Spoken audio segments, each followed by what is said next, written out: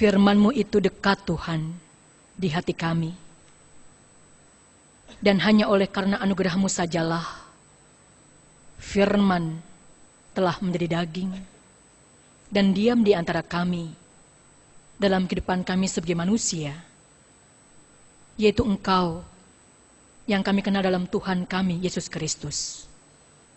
Biarlah dalam penghayatan yang demikian, hidup kami senantiasa dikuasai oleh-Mu ya Tuhan, dilingkupi oleh kasih karunia-Mu.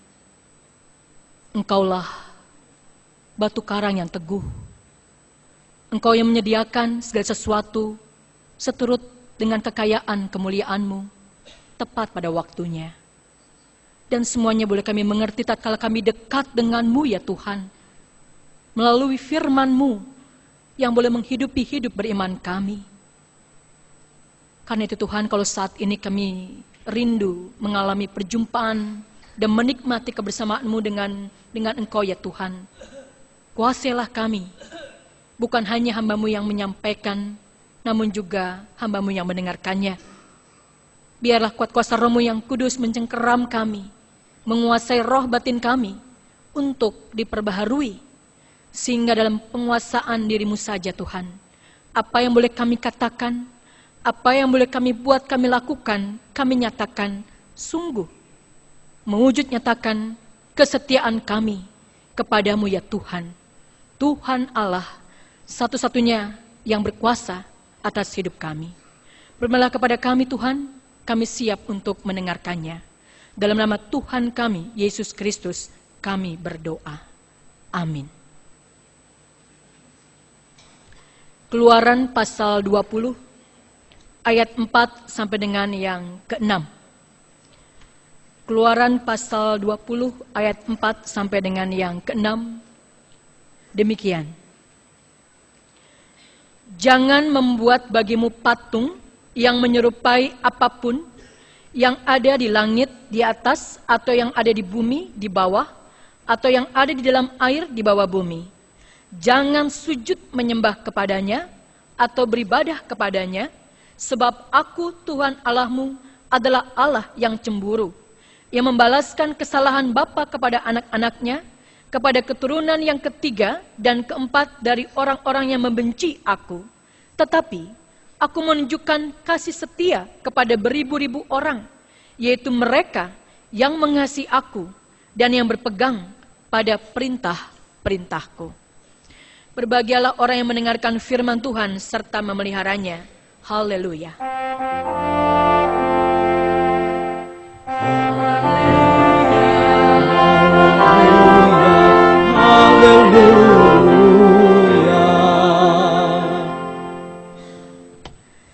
Jemaat yang terkasih, tak terasa kita sudah memasuki hukum yang berikutnya, yaitu kedua. Setelah 2 minggu yang lalu kita belajar tentang prolog dari ke-10 firman Tuhan ini. Dan yang lalu, hukum yang pertama, jangan ada padamu Allah lain di hadapanku. Dan tetap kita mau melihat keterkaitannya antara semuanya itu. Karena apa? Karena dari 2 bagian yang sudah kita terima, satu hal yang sungguh terus harus kita ingat, bahwa Dialah Tuhan Allah. Dialah Allah, Sang Pembebas, dalam kasih-Nya yang tidak pernah berubah. Karena Dia setia.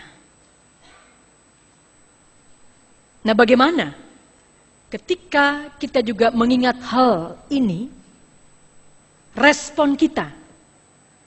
Jadi hal yang pertama yang penting pada saat ini adalah bagaimana respon kita, tanggapan kita.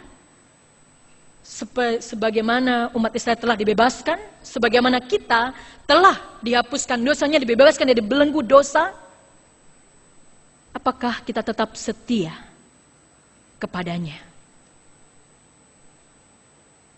Ini hal yang sangat penting, saudara yang terkasih, respon kita, tanggapan kita. Karena kita umat yang dikasihinya, umat yang telah menerima kesetiaannya itu. Mari, mungkin di antara kita mengatakan, oh, saya tidak gagal. Saya ingat betul hal itu. Percis, itu juga yang sungguh dihayati oleh umat Israel setelah mereka keluar dari tanah Mesir. Tapi apa yang terjadi, jemaat yang terkasih? Masih dalam kitab Keluaran. Mari kita lihat dalam Keluaran pasal 32. Keluaran pasal 32. Ayat 7 sampai dengan ayat yang ke-8. Saya membaca bagian ayat yang ganjil dan jemaat membaca bagian ayat yang ke-8, yang genap. Keluaran 32 ayat 7 sampai dengan yang ke-8. Berfirmanlah Tuhan kepada Musa, pergilah, turunlah, sebab bangsamu yang kau pimpin keluar dari tanah Mesir telah rusak lakunya.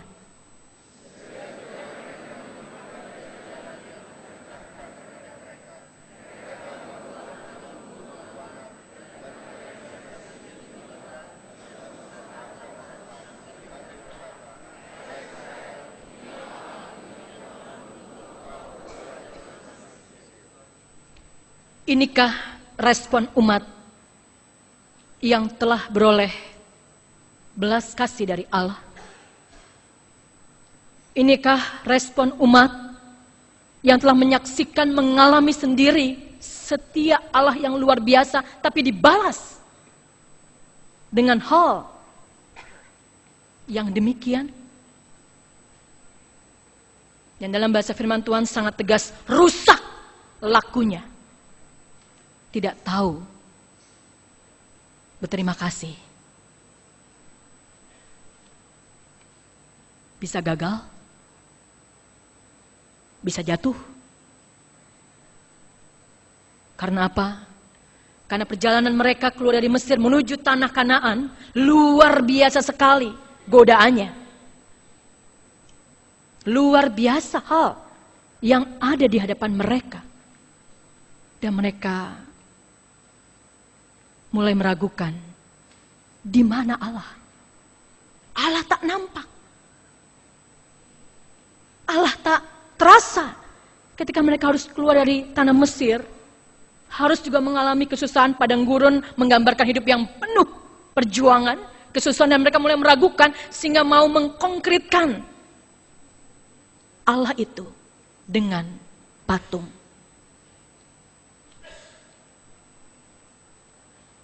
Berhala. Karena apa? Mereka bukan hanya membuat patung itu, tapi jelas sekali tadi ayat itu, sujud dan menyembahnya. Padahal kalau jemaat juga mengingat dalam Mazmur 115 ayat 4, mulai ayat 4 sampai dengan ayat yang ke-7, saya bacakan bagi kita sekalian. Berhala mereka adalah perak dan emas, buatan tangan manusia. Mempunyai mulut tapi tidak dapat berkata-kata. Mempunyai mata tapi tidak dapat melihat. Mempunyai telinga tapi tidak dapat mendengar. Mempunyai hidung tapi tidak dapat mencium. Mempunyai tangan tapi tidak dapat meraba-raba. Mempunyai kaki tapi tidak dapat berjalan. Dan tidak dapat memberi suara dengan kerongkongannya. Ini yang diandalkan. Ini yang dipercayakan oleh mereka. Jemaat yang terkasih, saudara sekalian. Oleh karena itulah hal penting yang pertama kita belajar, ini respon dari mereka. Dan itu akan dipertanyakan juga kepada kita. Pada saat ini, pada zaman sekarang, apa respon Bapak Ibu Saudara dengan saya? Karena itu sangat penting memahami bagaimana firman Tuhan ini berbicara, secara khusus menyapa kita dalam hukum yang kedua, jangan membuat bagimu patung. Karena hal yang kedua ini, jemaat yang terkasih, jangan memahami perintah ini secara harafiah. Umat Israel dinyatakan rusak kelakuannya karena bukan hanya sampai membuat patung lembu emas saja, melainkan sampai menyembahnya juga. Sehingga kita pun harus membaca bagian perintah ini, bukan hanya sampai jangan membuat bagimu patung yang menyerupai apapun yang ada dimanapun. dengan segala bentuknya. Tetapi hal yang penting adalah jangan sujud menyembah atau beribadah kepadanya. Karena Tuhan tidak mau diduakan.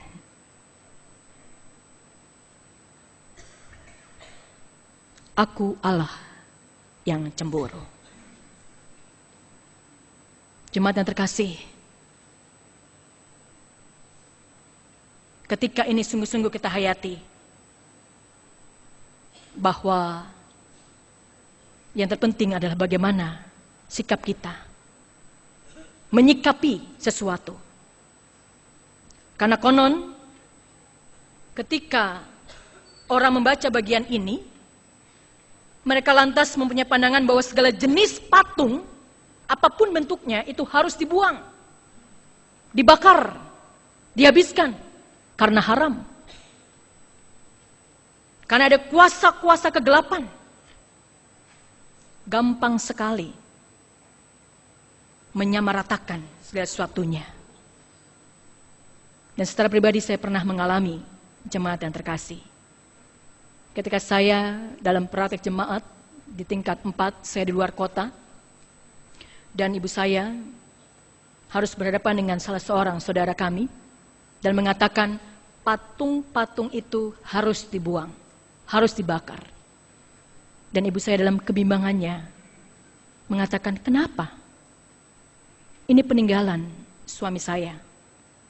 Ayah kami meninggal sejak saya usia 2 tahun, dan dia sangat menghargai karya seni dengan luar biasa. Pokoknya harus dibuang, harus dibakar, karena ada kekuasaan kegelapan. Dan saya katakan, yang saya tahu, ibu bapak tidak menyembah patung itu. Bahwa patung merupakan hasil karya seni dari pekerja seni, itu merupakan talenta, karunia dari Tuhan. Yang terpenting tidak menyembah, memujanya melebihi dari apa yang kita hayati kepada Tuhan Allah kita.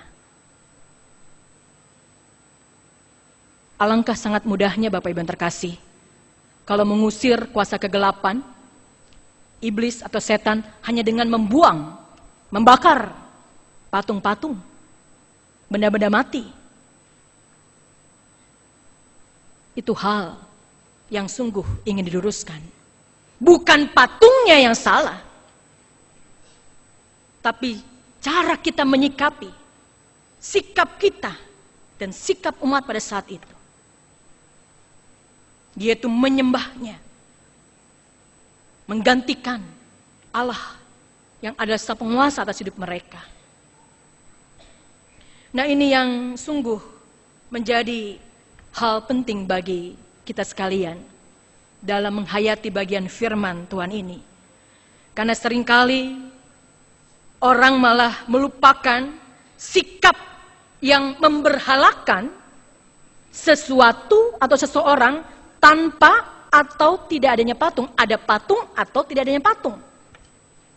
Tapi ketika kita memberhalakan sesuatu, memberhalakan seseorang lebih dari rasa hormat kita, setia kita kepada Tuhan, itu satu hal yang sangat melukai hati Tuhan, menduakan Tuhan. Nah, kalau zaman sekarang mungkin langsung kita mengatakan, oh tidak, kami tidak menyembah patung, itu kuno. Kami orang modern.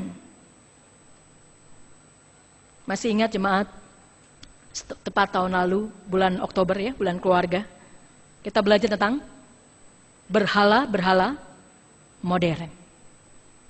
Ya. Tidak harus dalam bentuk patung. Tetapi ketika kita sungguh menghayati bahwa itu bisa terjadi, maka kita harus waspada, berjaga-jaga, dan tidak tergoda. Kesetiaan kita justru teruji pada saat itu.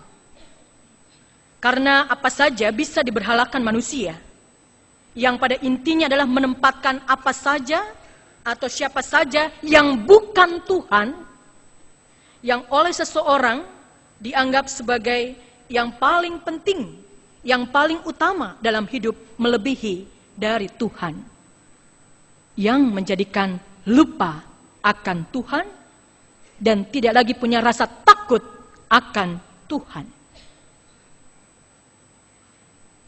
Salah satunya saja yang sungguh jemaat yang terkasih,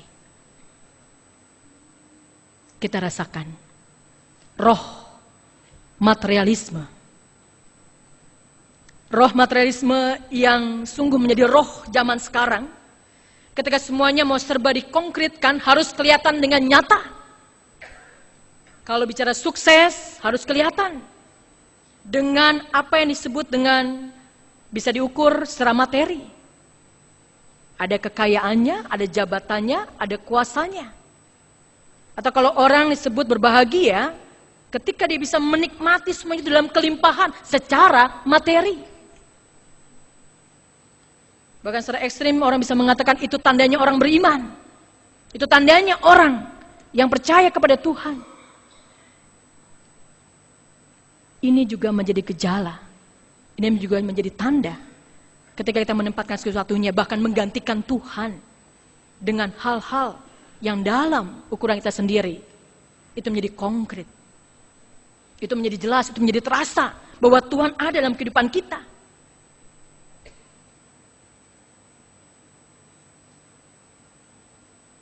Yesus sebagai manusia, ketika dia ada dalam perjalanan hidupnya 33 tahun, pun tak luput dari godaan ini. Kita mengingat jemaat terkasih dalam Injil Lukas. Injil Lukas. Ada beberapa bagian di sana yang mengingatkan kepada kita, kalau untuk masalah hal yang paling pokok menjadi kebutuhan, orang itu pun digoda. Ayat yang kelima dalam Injil Lukas pasal yang keempat. Iblis berkata kepada Yesus, jika engkau anak Allah, suruhlah batu ini menjadi roti. Jelas. Ada roti yang kamu makan karena kamu sedang lapar. Tapi, apa kata Yesus? Jawab Yesus kepadanya, ada tertulis manusia hidup bukan dari roti saja, tapi dari setiap firman. Nggak cukup. Digoda lagi. Iblis membawa Yesus ke suatu tempat yang tinggi, dalam sekejap mata memperlihatkan kepadanya semua kerajaan di dunia. Dan apa katanya? Segala kuasa ini serta kemuliaannya akan kuberikan kepadamu, sebab semuanya itu telah kuserahkan kepadaku, dan aku memberikannya kepada siapa saja yang kukehendaki. Dan apa kata Yesus? Ada tertulis, engkau harus menyembah Tuhan Allahmu dan hanya kepada Dia sajalah engkau berbakti. Enggak cukup. Dibawa lagi Yesus ke tempat yang tinggi. Dan luar biasanya, iblis katakan apa? Mengenai engkau. Ia akan memerintahkan malaikat-malaikatnya untuk melindungi engkau. Mereka akan menatang engkau di atas tangannya supaya kakimu jangan sampai terantuk kepada batu. Kata Yesus, ada firman, jangan engkau mencobai Tuhan Allahmu. Dan yang menariknya Bapak Ibu, perikop ini ditutup dengan apa? Sesudah iblis mengakhiri semua pencobaannya itu, ia mundur daripadanya dan menunggu waktu yang baik. Waktu yang baik. Saat manusia lemah, ragu-ragu sama Tuhan, takut, cemas, bimbang, teruji sampai sejauh mana kesetiaan kita kepadanya. Jemaat yang terkasih, ini yang sungguh menjadi hal yang mari ketika kita boleh menghayati bahwa Tuhan Allah sebagai sang penguasa dalam kehidupan ini melampaui dari apa yang bisa kita lekatkan pada dirinya, ukurkan pada dirinya. Karena apa?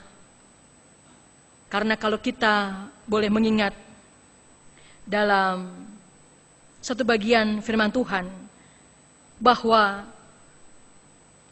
Allah itu roh. Barang siapa mau menyembahnya, sembahlah di dalam roh dan kebenaran. Dia tak nampak seperti Bapak Ibu melihat saya melihat Bapak Ibu sekalian, tapi bukan berarti dia tidak ada. Dia hadir dengan kuasa dan karyanya. Deus semper mayor. Dia melampaui dari apa yang bisa kita tangkap dengan mata.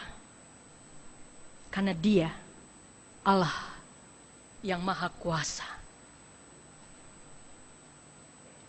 Jemaat yang terkasih, bukankah sesungguhnya, seharusnya semakin tinggi tingkat spiritualitas seseorang, ia semakin mampu menikmati kehadiran Allah secara rohani. Kita sering dengar ungkapan Bapak Ibu, cinta yang dewasa, jauh di mata tapi dekat di hati. Dia ada di hati Bapak Ibu saudara dengan saya. Firman-Mu itu dekat di hatimu.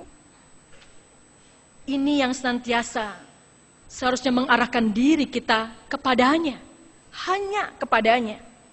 Dan memandang dengan demikian segala sesuatu dalam situasi apapun, tidak tergoda oleh apapun yang seringkali berada di depan kita. Maukah jemaat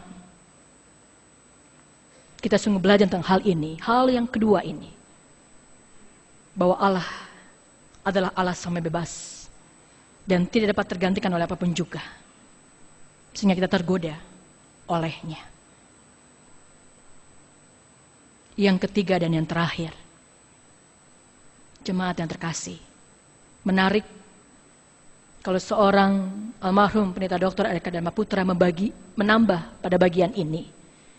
Bukan hanya ketika kita memandang seseorang sebagai berhala lebih daripada Tuhan, yang mari kita jangan lakukan itu lagi. Tapi bahaya yang ketiga adalah respon kita juga seringkali Bapak Ibu, memberhalakan Tuhan.